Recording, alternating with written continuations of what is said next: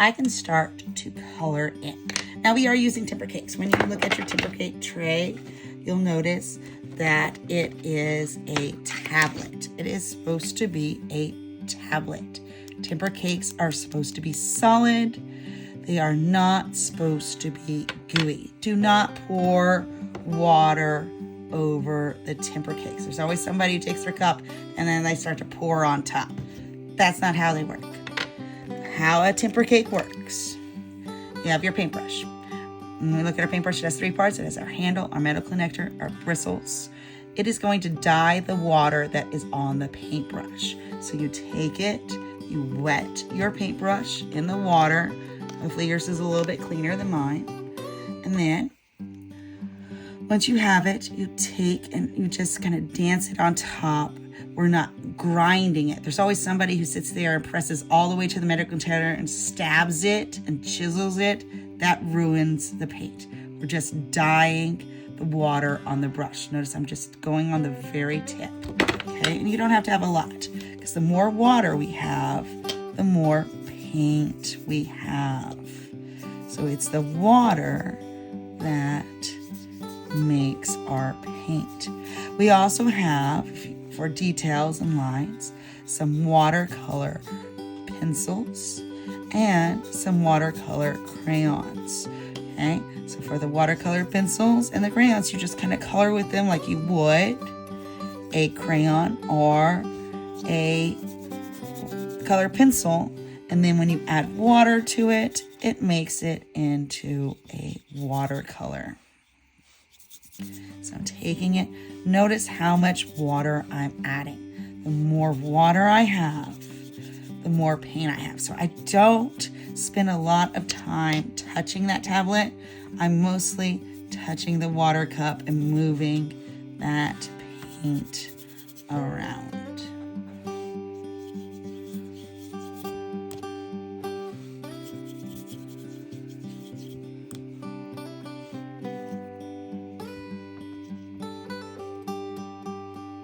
And if you've gone over your lines with a wax, like a crayon, it's not going to blend or smudge. But if it's one of the crayons, those watercolor pencils, those will definitely blend and smudge. So once I get my gloves, my marshmallows, I want to stay white. So I'm going to take my crayon. And I'm creating a wax resist.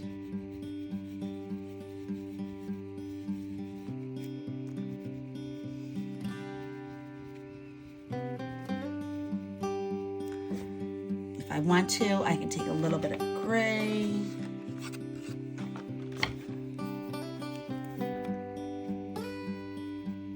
This is my crayon to give it some shadows. It's mostly just creating a wax resist.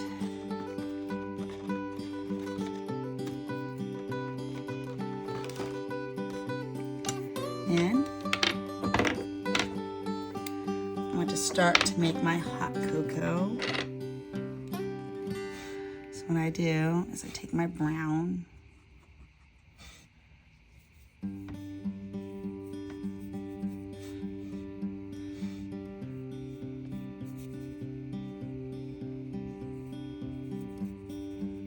and notice when I accidentally touch it, since I did a crayon on it, the crayon stops that timber cake from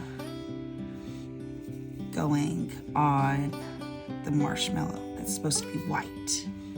So it created a resist, just like the crayon in the snow. Now if I want to have some shadows, I'll take my timber cakes, add a little bit of black in there so it makes it a little bit darker. I could also add some yellow to make it a little bit lighter. Some areas. And I could also another way to make it look more like kind of hot cookie is building up your layer a little bit. never ever take and keep pressing on one spot. There's always somebody who keeps pressing on one spot, and that'll tear a hole in your paper. So when we start to make our cup and our mitten, we want to have some contrast. We're going to create a complementary color. To create a complementary color, you got to pick a complementary color. So like red and green are complementary colors. So you choose red and green to go and have some contrast. Blue and orange are complementary colors. You could use yellow and purple are complementary colors. I'm gonna go for my cup to go green. So I'm gonna choose a complementary color, green. So I'm gonna take, because I want it to have some contrast, we're going for opposites.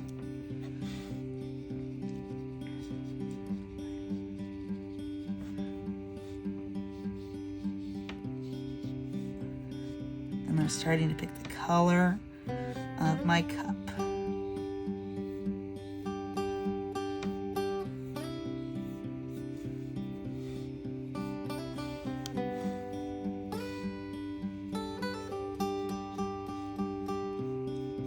Now, if it blends into your cocoa, you just go back over there with your layers again.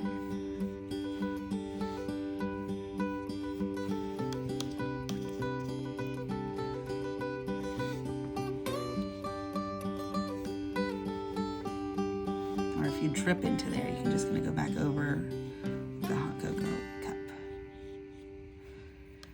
So now I have my cup done. I can go to my mittens, picking my complementary color, because green's complement is red. Oops. Didn't need to do that. I added some green on there. If you do accidentally, whenever you're going back to your complementary color, put some on there, you can always go back to your red. And what will happen is if you mix complementary colors together, all it does is make a brown, so it gives you a shade. It gives you more volume. So I got my red on my mitten. Anytime I see some of it mixed in, I'm gonna go back over it. And then I'm gonna start to create some shades.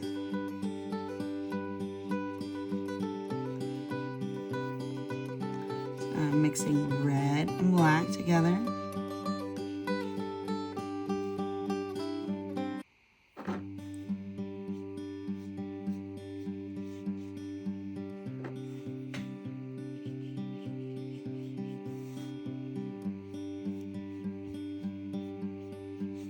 So we're trying to give the illusion of form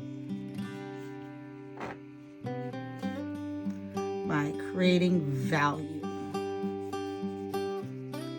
So we're adding some shades. So anywhere you think there are shadows, you add some shades. And where you think you have some tints, you can take your white lighten it up a bit.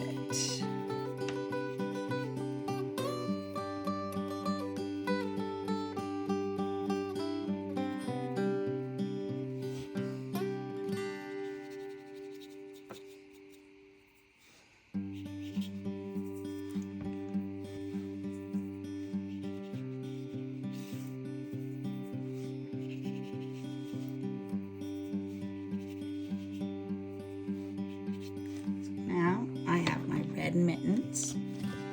Now I can decide to make this part red, or I can decide to make it a pattern.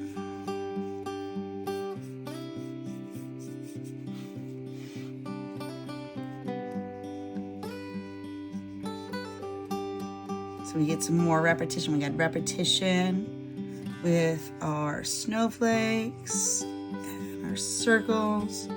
Now we're creating a pattern with our color.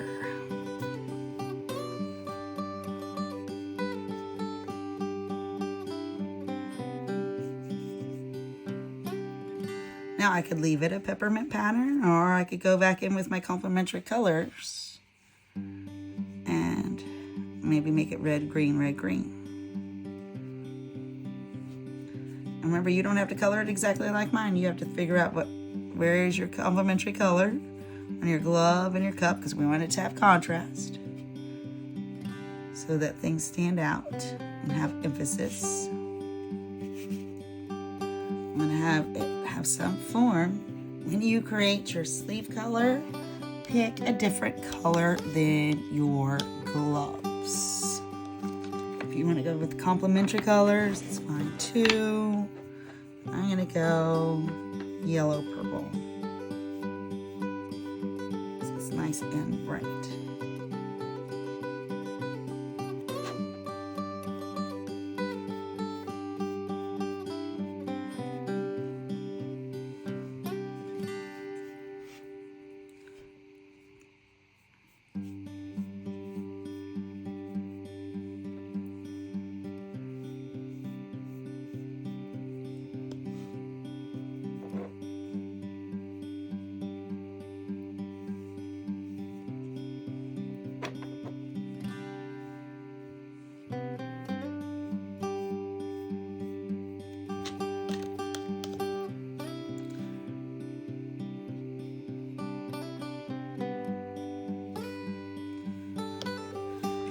Alright, so that is our mittens and hot cocoa done. So we have our cozy mittens.